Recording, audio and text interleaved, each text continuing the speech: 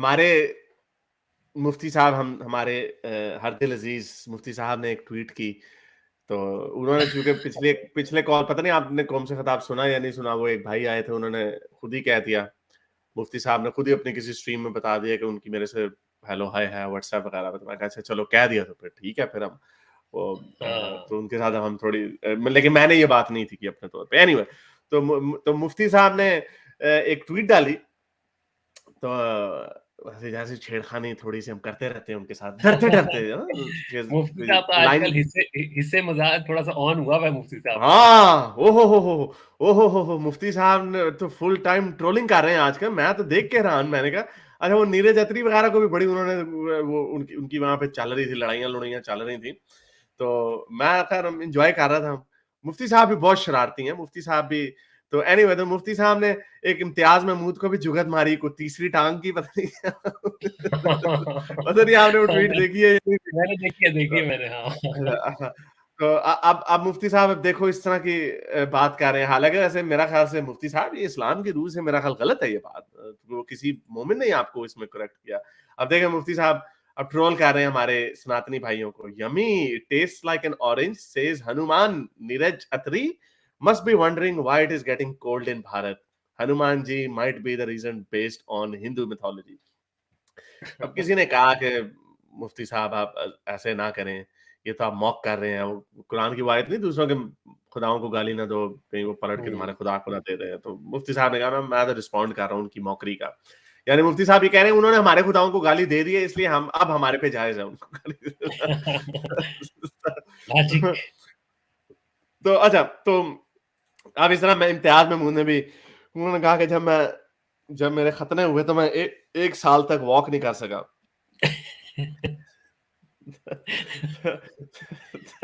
तो मुफ्ती साहब कहते हैं आप सारा वेट उसके ऊपर क्यों डाल रहे थे? You could have used the other two legs. अब एनीवे, अब ये हमारे मुसलमान भाई जो है वो इस तरह की जुगत मार देते होते हैं, लेकिन वेस्ट में इसको बड़ा क्रिटिकली देखा जाता है कि ये एक तरीके की म्यूटिलेशन है। तो एनीवे, तो तो आगे ये बात थोड़ी चल गई आगे ना, उन्होंने कहा अब सारा वजन उसके ऊपर, दो टांगों पे वजन डाले ना। तो वो फिर वहां से वो तीसरी टांग की बात चल गई, ये वो वगैरह वगैरह।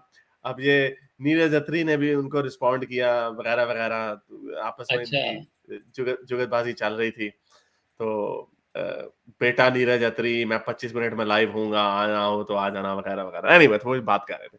खैर एनीवे, तो मजाक चल रहा था।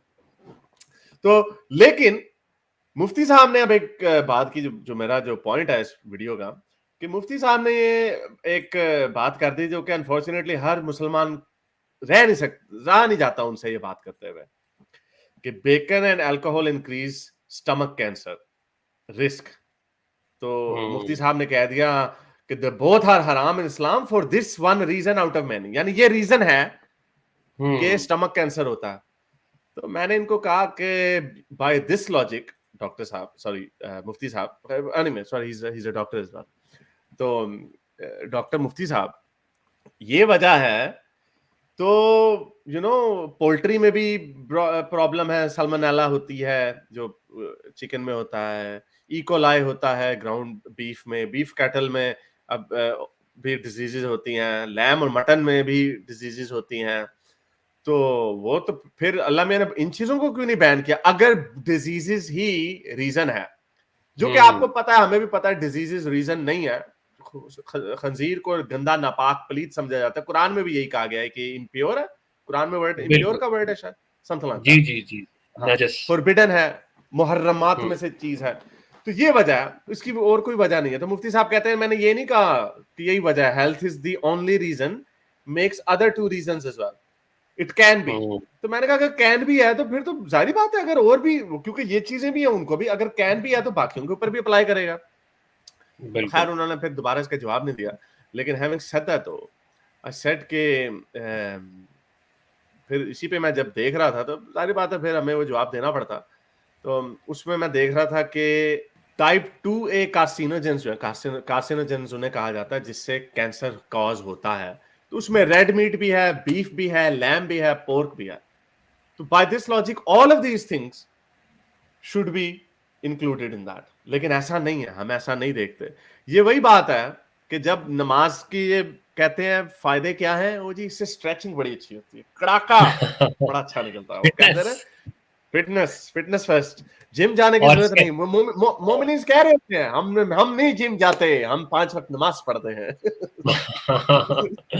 रोजा रोजा रखने से अल्लाह मियां ने अपनी इबादत के लिए रोजा रखा है। वो कोई साइंसदान डिस्कवर करता है जो बंदा रोजा रखता है उसकी कोलेस्ट्रॉल लेवल गिर जाता है, अच्छा हो जाता है, देखा ये वजह है। हालांकि अल्लाह मियां को पता भी नहीं, रसूल अल्लाह अगर बैठे हो ना इस तरह और वो सुने उनके कान में बात पड़े, वो कहे हैं हाँ हाँ हाँ हाँ हाँ, यही वजह है, इस वजह से मैंने कहा रोजा रखो। यानी ऐसे कि मैं आपको कोई रोज सुबह उठ के ऐसे ऐसे करो, हाँ कल को साइंसदान डिस्कवर कर लें कि यार इस तरह जो लोग इस तरह सुबह उठ के 5 बजे करते हैं उनका कलेक्टिव उनका आईक्यू जो है 5 पॉइंट बढ़ जाता है। तो मैं कहूँ इसीलिए मैंने कहा था कि सुबह उठ के यूं ही किया करो, हालांकि हाँ। मेरा कहने की वजह कुछ और हो। तो ये और इसमें ये भी आरिस रोजे के मुतालिक तो ये भी है कि अगर हेल्थ बेनिफिट ही कराना था तो मक्के में क्यों नहीं कराया? ये ऐसा ही क्यों हुआ कि जब यहूदियों से इंटरेक्शन हुआ, जब उनके रोजे देखे मदीने आके 13 साल बाद फिटनेस की याद आ गई, तो ये तो बड़ी अजीब सी बात है। ये तो फिर काम पहले ज्यादा जरूरत थी फिटनेस की, क्योंकि हालात उधर खराब थे। मक्के में आके तो बड़ी प्रॉस्पेरिटी आ गई थी, उधर जरूरत अपनी बॉडी को फिट रखने की तो उधर ज्यादा थी। तो it just doesn't make any sense. उसके बाद फिर रोजा चेंज भी कर दिया। पहले जो है वो 24 घंटे वाला, के मतलब रात को भी डिंग डोंग नहीं कर सकते थे, लेकिन जब वो देखा कि साहबी तो रुक नहीं पा रहे, वो तो बीच में खयानत कर रहे हैं अमानत में तो फिर अल्लाह ने आसानी दे दी। तो या सारी बात उन्होंने करना ही था। वो फिर जब वो इमाम गजाली हमारे डॉक्टर जवाद हाशमी के बहुत बड़े जिनके फैन है वो अपनी किताब हियाउल उलूम में क्या लिखते हैं हजरत उमर के बारे में, इतनी यानी बेचारे रोक के बैठे होते थे, जैसे पेशाब रोक के नहीं बंदा बैठा होता, उस तरह वो रोक के बैठे होते थे कि कब रोजा खुले, मैं वो रोजे की वो कौन सी दुआ होती थी वो पढ़ूं और उसके बाद फौरन मैं पै जाऊं। ये पेज नंबर अल्लाहुम्मा इन्नी लका सुमतु हाँ, वो अल्लाहुम्मा ज़िदनी ज़ुल्बन पता नहीं क्या इन्नी था मुझे भूल इन्नी गया।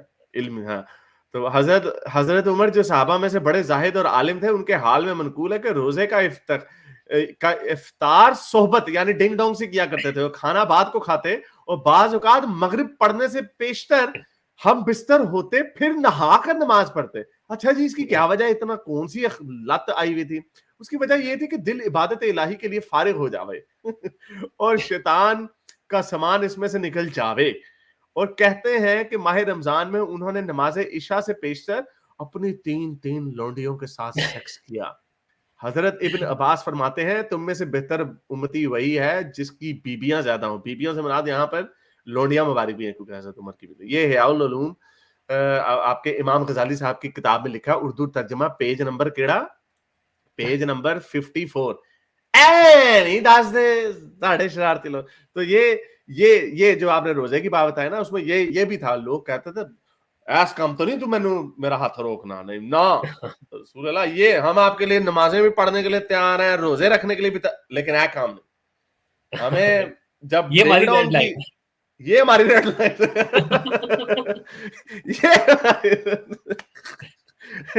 लेकिन लेकिन अगर देखा जाए तो जाहिरी बात है वो कैसे रोक सकते हैं जब बिल्कुल। हमारे मोहतरम खुद, चले वो ज्यादा हो जाएगा, उसके ऊपर क्या बात करनी।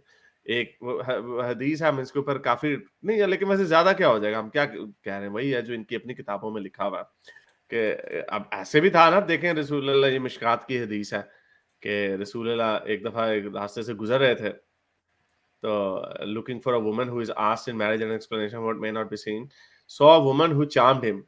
इब्न मूसा से मसूद से रवायत है कि रसूल अल्लाह ने एक औरत को देखा जो उन्हें पसंद आ गई, तो फौरन वो घर भागे अपनी बीबी सौदा के पास, जो उस वक्त परफ्यूम बना रही थी, खुशबुएं आ रही होंगी। नहीं सौदा नहीं होंगी ये, वो होंगी जैनब ज़ैनब, जैनब। वो दूसरी है, हाँ वो दूसरी हदीस है। यही तो मैं कह रहा हूँ, इन लोग के बेड़े गर्क हैं। ये दूसरी अच्छा रवायत है ये। अच्छा, ये दूसरी वाली है। अच्छा, ये मैंने हाँ सेम वो जैनब हाँ, के वो भी बारे में दिखाता सुनी। हूँ, वो भी दिखाता हूँ आपको, वो भी दिखाता हूँ, बड़ी सिमिलर है। उसमें लिखा हुआ हम्म। था जैनब जो है वो लेदर टैन कर रही थी, इसमें लेदर लिखा हुआ टैन कर सौदा रही जो थी। है, इसमें लिखा जी हुआ जी। सौदा जो थी वो परफ्यूम बना रही थी। तो फौरन अच्छा वो घर गए, उन्होंने कहा, वहां पे बीबियां बैठी हुई थी और उनकी सहेलियां आई हुई थी, उन्होंने कहा चलो भज, मैं तो बड़ा जरूरी काम है मुझे अपनी बेगम के साथ। तो उन्होंने कहा they left him and after he had satisfied his Dzire, वही वाली बात, ये हमारी रेड लाइन है आपने। फिर उन्होंने बाहर आकर अपने दोस्तों को कहा कि जब भी तुम में से कोई औरत देखे और उसके उसको कोई दिल में शहवत जाग गंदे जाए। गंदे ख्यालात आ जाएं, तो फौरन अपने बीवी के पास जाओ और उसके साथ डिंग डोंग करो, क्योंकि उसके पास भी वही चीज है जो आपकी बीवी के पास है। लिखा है she has the same kind of the thing as the other woman, यानी उसकी बजेजे। ये है वो वाली हदीस, ये सही मुस्लिम की हदीस है जो आप कह रहे हो। हाँ, ये है, इसमें है रसूलुल्लाह एक दफा कहीं से गुजर रहे थे, उन्होंने एक औरत को देखा, फौरन ज़ैनब के पास आए जो कि टैनिंग लेदर कर रहे थे और उनके साथ डिंग डोंग किया, लिखा हुआ सेक्सुअल इंटरकोर्स, और फिर बाहर गए अपने कंपेनियंस के पास गए, उन्होंने यही बताया कि औरत आती है शैतान की शक्ल में, तो जब वो शैतान की शक्ल में औरत तुम्हारे ऊपर आए ना, तो फौरन अपनी बीवी के पास जाओ और अपने दिल की गंदी गंदी जो ख्वाहिशात हैं उनको ठंडा कर लो। तो जाहिर बात है हमारे ये सेक्स के मामले में ना ये काम नहीं रोका जा सकता। तो ये वजह थी कि वो हजरत उमर भी फिर जाहिर बात है ऐसे ही करेंगे। अब ये ऑनेस्टली हैविंग, लेकिन वैसे आपका क्या ख्याल है, क्योंकि ये दोनों इतनी सिमिलर है, एक की रिवायत इब्न मसूद से है, हाँ, तो ये मैं यही लगता नहीं कहने है लगा कि था। ये इनकी एक जाबिर से है, एक इब्न मसूद से है, तो ये हाँ, मुतवातिर हदीस है, ये एक वाकया हुआ जरूर होगा, ये बीबियों का जो काम है ना, बीबियों का नाम वो मिक्सअप हो गया, एक में जैनब है, एक में हाँ, सौदा है, एक में और टैनिंग का लेदर है, एक में परफ्यूम, परफ्यूम है। हाँ, लेकिन देखें दोनों में वही है काम कि सूंघने से रिलेटेड है, तो मोस्ट प्रॉब्ली ये एक ही वाकया जो है ना, ये मिस दो रिपोर्ट दफा कोट हुआ हो गया। है। हाँ, नाम शाम उसमें बदल गया है, उसमें वो लेदर की जगह वो परफ्यूम आ गई है।